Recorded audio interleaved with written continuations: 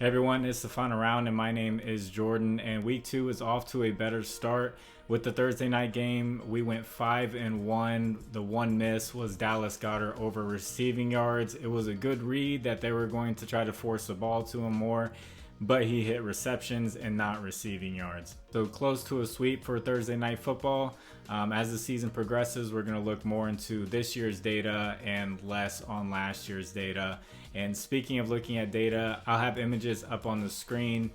These images will be from an app called Outlier. There will be a link in the description that'll give you a 7-day free trial where you can check it out. There's a ton of data on it and it'll help you make decisions for betting. They even have money lines and help you with betting, just straight money lines and stuff like that. So this episode will be powered by Outlier. And we'll start the first couple of picks off by looking at the Seattle Seahawks defense and what the Los Angeles Rams were able to do to them with receiving.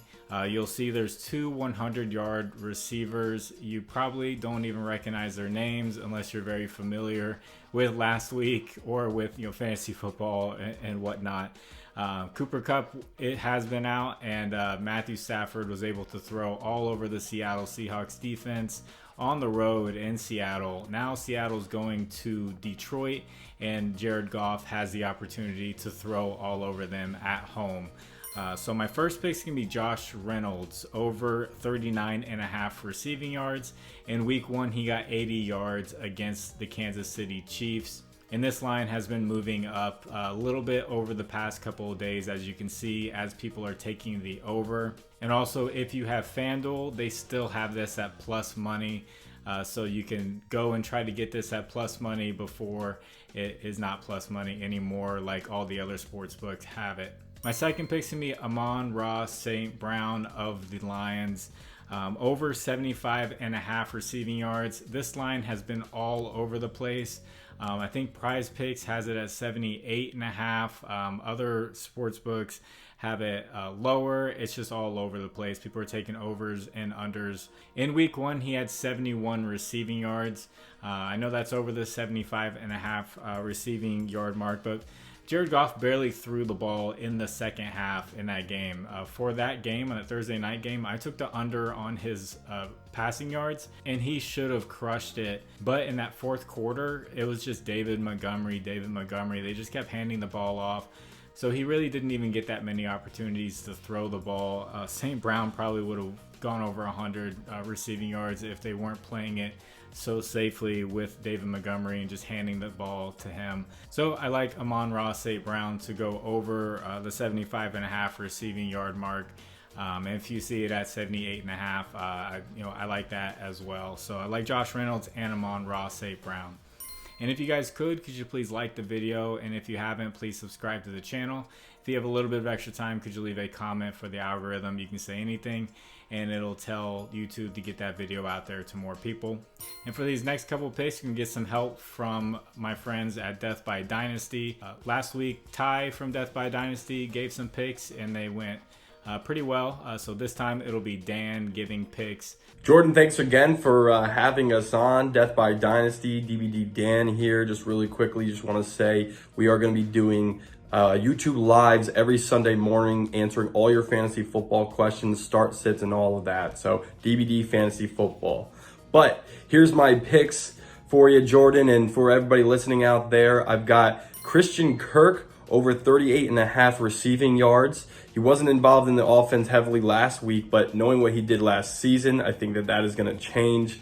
And then I'm going Jahmyr Gibbs over 27.5 receiving yards as well. Jahmyr Gibbs, the talent is there, no doubt about it. So as long as they're willing to work him into that offense a little bit more here in the second week as a rookie, I think that he's going to smash that number as well. Go head on over to their channel, DBD Fantasy Podcast, and show them some love. Subscribe to the channel. They'll start making picks over there on their channel in the future.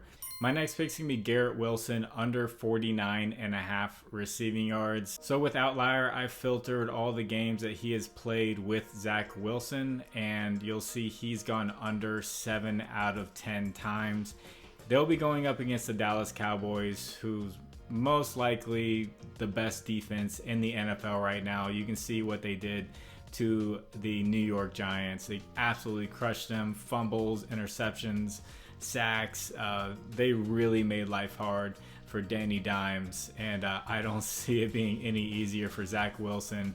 This line has dropped from 51.5 to 49.5, so people are taking the under on Garrett Wilson. And before I get into this last pick, I want to shout out one of my partners, ParlayPlay. You use promo code FinalRound11. They'll match your first deposit up to $100. They do a thing called Slide the Line, where you can move a line up or down once a day. They also do the 7-man 75x your money. You can do 6-man 40x. So they're doing a lot higher payouts than other apps like Prizepicks.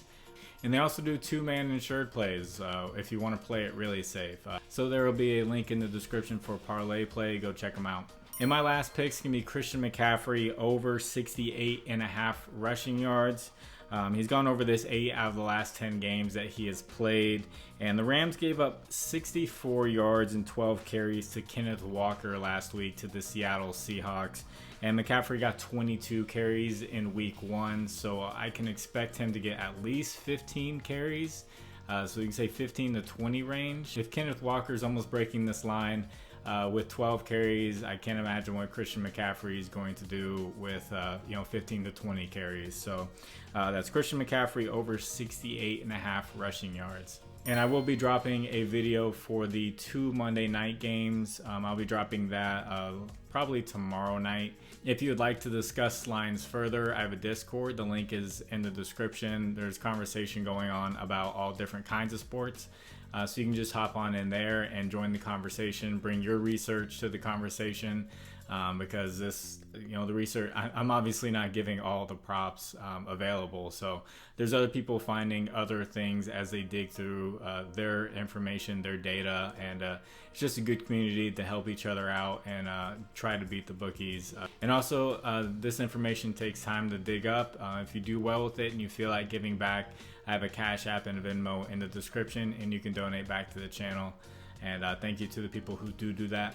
And yeah, guys, we're to the NFL. We finally made it. I put a baseball video out there for you guys, and not too many people watched it. So I don't know how much more baseball I'm gonna do. Maybe I'll throw one in there every once in a while if there's just like a big break. I don't know. I just can't wait for NBA to come back and really start diving back into that and getting that groove going. Last year I wasn't doing NFL with NBA, but this year I feel like I should because I'm getting the season started off with it. And hopefully we can have some big winning days. I was really excited about the 5-1 Thursday night football game. I know the Goddard one was kind of hyped up pretty big. There was a lot of people taking him. But it was just should have gone receptions. And also, if there's plays that you guys like, definitely throw them in the comment section. I don't mind it when people throw it in there. It is funny sometimes when people will throw in picks and they'll say thank me later and stuff like that. It's just like, okay, I'll be sure to thank you later if it hits. But yeah, if you like something, throw it in there. I learned with the Browns game to definitely check the weather reports. There is a 70% chance with that Chiefs and Jaguars game near the end of the game that it's going to be raining and thunderstorms. So I know that one has the highest over-under line. It's supposed to be the biggest shootout of the week. So a lot of people are taking, Calvin Ridley and Zay Jones and Travis Kelce. A lot of throwing to happen there. But if that rain starts coming down hard, near the, halftime to, fourth quarter ish, it could really affect some of the plays. But I checked all the other games and they all look pretty good because that definitely affected my week 1 picks of Peoples-Jones and Death by Dynasty took Jamar Chase. It definitely affected those. I saw Peoples-Jones had a couple of opportunities where he was downfield and the ball was like right there. Watson just kind of skipped it to him off the ground. Just both quarterbacks were skipping the balls off the ground. So definitely when you're doing your research, look up that city where they're playing. look up the weather report. I know right now we're a few days out, so it's not 100% accurate, but the closer we get, the more accurate we get. So I know a lot of people like to submit their slips as soon as lines come out because they want to get the best line, but you also want to be aware of what the conditions are going to be like. You don't want to just go ahead and submit a line right away because you think it's going to take off and go up, and then all of a sudden they're playing in a hurricane. I hope you're doing well. I hope your bets have been doing well. God bless you all. It's the final round. My name is Jordan. I will catch you on the next one. Bye.